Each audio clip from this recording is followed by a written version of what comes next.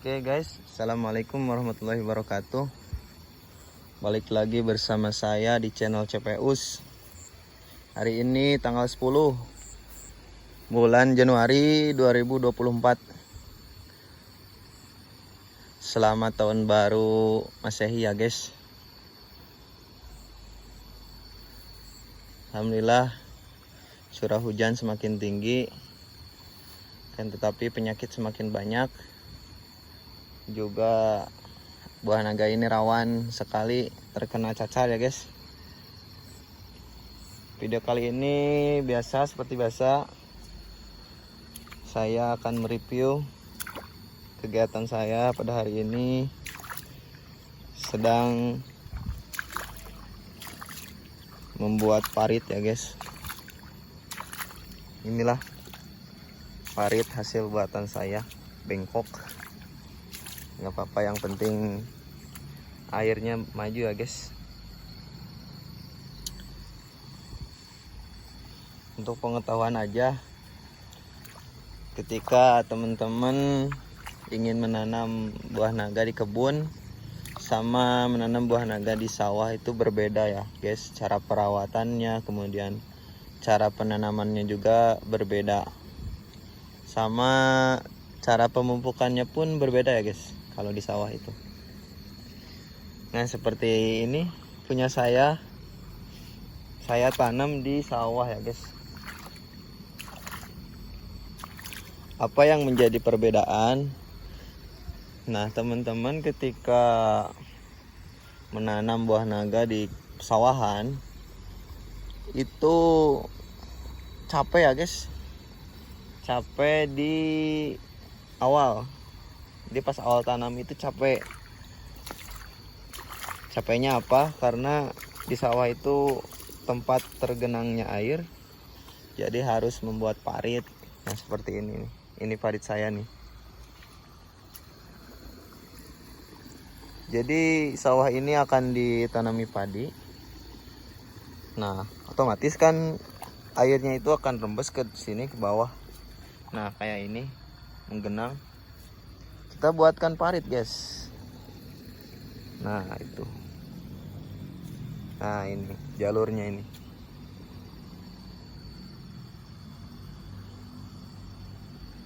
ini jalurnya ke sana, jadi ngebuangnya ke sana, ke sawah yang bawah. Nah yang jadi pertanyaan itu, paritnya itu seperti apa? Jadi nggak cuma asal-asalan bikin parit ya guys. Jadi ada cara-cara tertentu untuk tanaman buah naga membuat parit.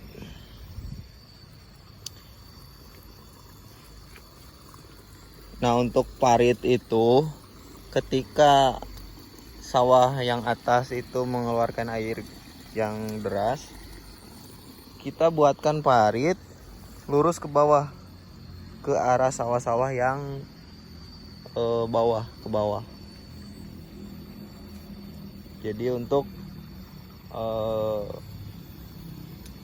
lancarkan arus air seperti ini. Kan ini pembuangan sawah ke kebun naga ya guys. Jadi kita fokusin dulu paritnya yang pembuangan air. Nah ini guys, ini tuh deras sekali guys, airnya tuh banyak.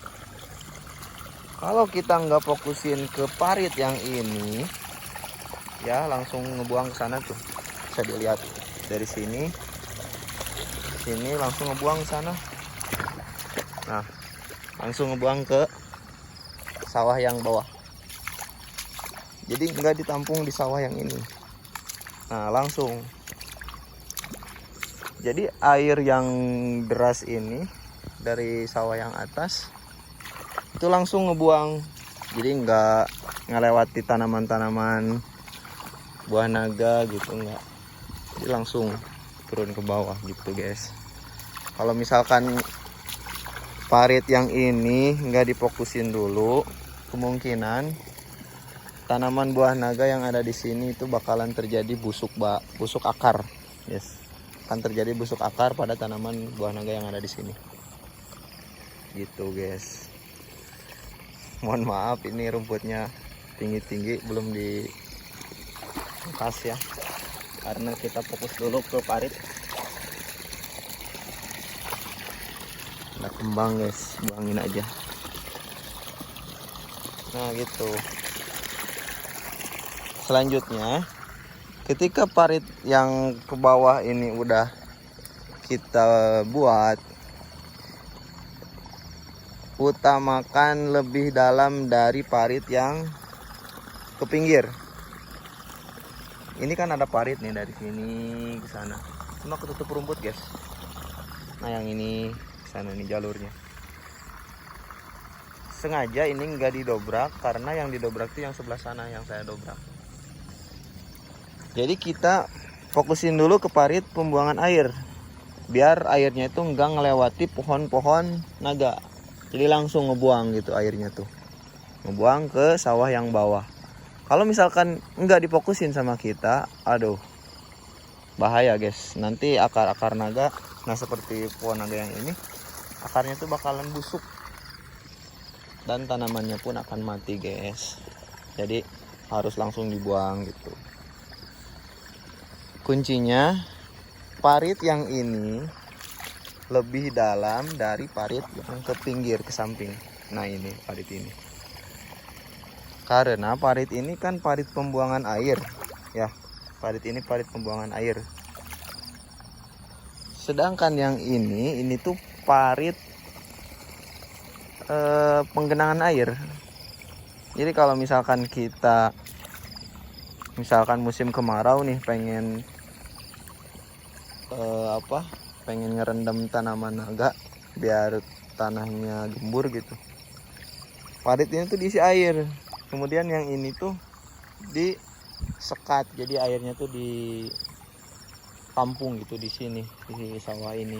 Karena kan kalau musim kemarau itu air pemasukan air kurang ya, sedikit. Jadi bisa ditampung di sini. Biar tanaman naganya gak perlu dicebor ya guys, gak perlu disiram. Nah itu seperti yang ini nih, ini punya saya, parit yang ke sana. Ini tuh parit penggenangan air. Nah kalau ini tuh parit pembuangan air juga penggenangan air guys. Tapi saya buatin parit pembuangan air. Seharusnya ini parit penggenangan air. Kenapa saya buatin parit pembuangan air? Yang pertama alasannya karena ini beda ya kotakannya, kotakan sawahnya beda yang sama yang atas. Jadi ketika yang atas itu ngebuangnya ke bawah ke sana, nah ke sana, jadi itu jauh, terlalu jauh. Kalau misalkan ke sawah yang sana juga ukurannya itu sama guys, tingginya. Jadi kan sifat air itu mengalir ke tempat yang lebih rendah. Jadi kalau misalkan kita bikin pembuangan misalkan dari sana ke sini terus ke sana, itu capek 2 kali guys, belum ngedobrak ke sawah orang. Nah seperti ini nih yang ada di sini. Nah ini parit ini nih, ini saya buatin parit tadinya buat pembuangan, parit pembuangan air kan, tetapi nah sawah yang di pinggir ini ternyata enggak berbeda jauh tingginya sama yang sawah ini. Kalau misalkan kita dobrak percuma guys, air nggak bakal kebuang, jadi bakal tetap mengendap di sini. Nah di sini bakalan tetap air jatuh, bakal mengendap di sini. Makanya saya fokusin ke parit yang ini. Jadi kuncinya parit yang ini lebih dalam daripada parit yang sebelah sini, parit penggenangan. Oke guys, karena ini parit penggenangan, kemudian ini parit pembuangan. Nah parit pembuangan, jadi parit pembuangan itu harus lebih dalam dari parit penggenangan. Karena memang sekarang ini mau banyak yang nanam padi ya, jadi itu airnya tuh pada rembes semua guys. Nah di sini juga. Padahal ini nggak saya buka. Ini dulunya ada kemalir ke sini, tapi udah saya tutup. Tapi tetap aja ada rembesan guys. Makanya ketika teman-teman pengen nanam di sawah, itu usahain pas waktu nanam itu fokusin dulu ke parit. Jangan fokusin dulu ke rumput lah. Nanti rumput itu urusan belakangan. Karena faktor pengaruh dari rumput itu nggak ngerusak tanaman buah naga menjadi mati kan, tetapi ketika air bisa menggenang di akar buah naga itu risikonya fatal, mengalami busuk akar yang pada akhirnya tanaman buah naganya bisa mati. Sedangkan rumput itu nggak bikin buah naga mati kan, tetapi membuat pertumbuhannya lambat gitu guys. Kemudian untung ruginya di sawah ini, kalau untungnya karena sawah ini nggak ada pohon teduh ya, nggak ada naungan, jadi pohon naga kita itu full sinar matahari dari pagi sampai sore. Dari mulai terbitnya matahari sampai terbenamnya matahari itu full tanaman kita itu kena sinar matahari. Makanya ketika datang musim hujan itu langsung nggak perlu dikasih lampu. Soalnya saya sudah testimoni tanaman yang sana, yang pertama yang punya saya, yang 11 tangkal itu, 11 pohon, itu belum pernah saya lampu kan. Tapi tahun kemarin 2023 itu, dari 2022 sampai dari awal tanaman itu berbuah, karena memang baru belajar berbuah, dari awal pertama kali belajar berbuah sampai tahun 2023 itu bulan Agustus ya, alhamdulillah buahnya nggak berhenti,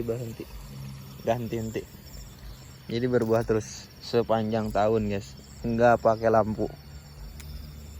Kuncinya tadi pasokan pupuk penuh, kemudian full sinar matahari dari pagi sampai sore itu guys. Karena pas waktu itu tuh bulan September, bulan Agustus itu udah mulai kemarau ya di sini tuh, sumur-sumur udah pada surut, udah pada nggak ada air. Bahkan banyak tetangga rumah juga yang kelabakan cari air buat mandi, buat minum gitu. Karena memang sampai musim kemarau tahun kemarin itu sampai banyak yang sumurnya itu nggak ada airnya gitu, habis.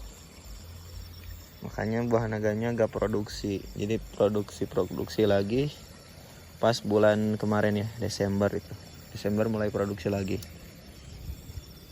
Nah itu untungnya ketika tanaman buah naga kita full sinar matahari itu, dikasih hujan aja sehari atau 2 hari, kita tengok beberapa kiranya 2 harian lah kurang lebih, itu langsung muncul kembang guys, langsung otomatis muncul kembang. Keuntungannya full sinar matahari itu gitu. Nah yang kedua, untung ruginya itu nanam buah naga di kebun ya guys. Kalau untungnya itu nanam buah naga di kebun nggak perlu bikin parit guys, kayak ini nggak perlu bikin parit, langsung aja berkebakeong ketincakan sareket.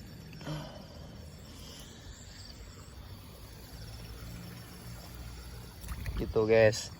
Kalau kita nanam buah naga di kebun itu kita nggak perlu bikin parit. Yang pertama itu meminimalisir pengeluaran modal, karena bikin parit itu capek guys. Kalau dibuatin sendiri ya silakan, kalau misalkan pengen capek kayak saya gini, saya ini dikere ya sedikit-sedikit. Karena pas waktu nanam ini kan musim kemarau ya, ada di video-video sebelumnya. Jadi pas waktu datang hujan pertama itu langsung saya bikinin parit sedikit-sedikit. Ya kalau sekarang mah tinggal diperdalam lagi gitu paritnya yang sudah ada mah. Gitu guys. Terus kalau misalkan di kebun itu kekurangannya karena di sekeliling kebun itu banyak pohon besar ya. Jadi biasanya tumbuhan naganya itu kecil, kerdil. Jadi diameter batangnya itu kecil. Beda kalau full sinar matahari itu pasti gede-gede diameter batangnya. Itu guys. Sama kalau misalkan pakai tiang pohon randu bakalan repot buangin pohon randu guys kalau di kebun. Kalau pohon randu itu dikelilingi oleh pohon-pohon besar, itu pohon randu itu bakalan cepet tumbuh guys ke atasnya tuh. Bakalan cepet tumbuh. Saya udah pernah ngalamin buah naga yang di belakang rumah saya itu dikelilingi pohon besar ya.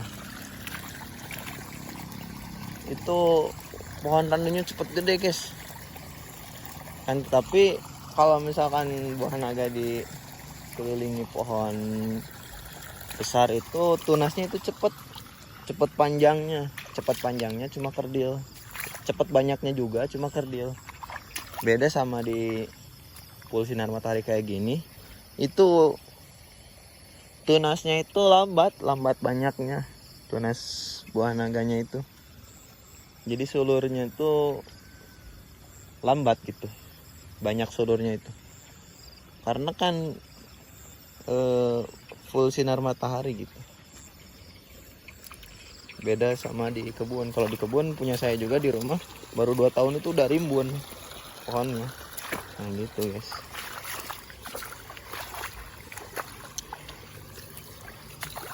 Kalau di sawah itu enaknya ketika masuk musim kemarau kemungkinan nggak perlu dicebor atau nggak perlu siram ya.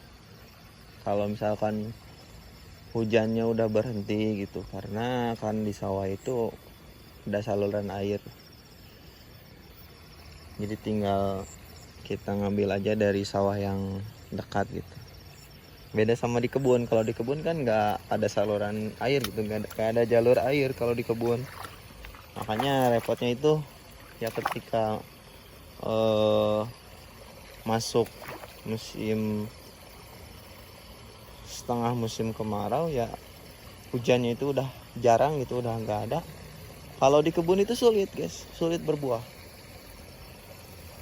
Kalau di kebun itu sulit berbuah karena di kebun itu nggak ada air yang ngalir gitu. Beda kalau di sawah itu kan air ini tuh bakalan ngalir terus selagi orang-orang pada nyawa. Terkecuali kalau seperti tahun kemarin itu musim kemarau parah ya. Nah terkecuali seperti itu sampai sumur-sumur yang ada di sekitar juga saat ya. Nah kecuali seperti itu.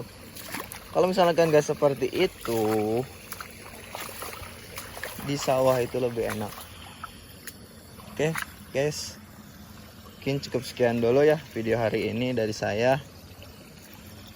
Apabila ada yang mau ditanyakan boleh silahkan ditulis di kolom komentar. Jangan lupa like, komen, dan subscribe karena subscribe itu gratis. Aya nu nge-subscribe hiji oge untung lah gitu, biar saya lebih semangat lagi bikin kontennya guys, buat mengedukasi teman-teman semua. Karena sering saya bilang selagi tanaman buah naga di sini hidup, maka channel YouTube ini nggak bakalan mati ya guys. Karena channel YouTube ini menjadi inspirasi buat teman-teman yang menyukai tanaman khususnya. Karena saya yakin buah naga juga pasti suka. Nah dengan edukasi tersebut Ya semoga kita bisa bertukar pengetahuan, bertukar ilmu, bertukar pengalaman ya. Oke. Terima kasih. Assalamualaikum warahmatullahi wabarakatuh. Jangan lupa subrek.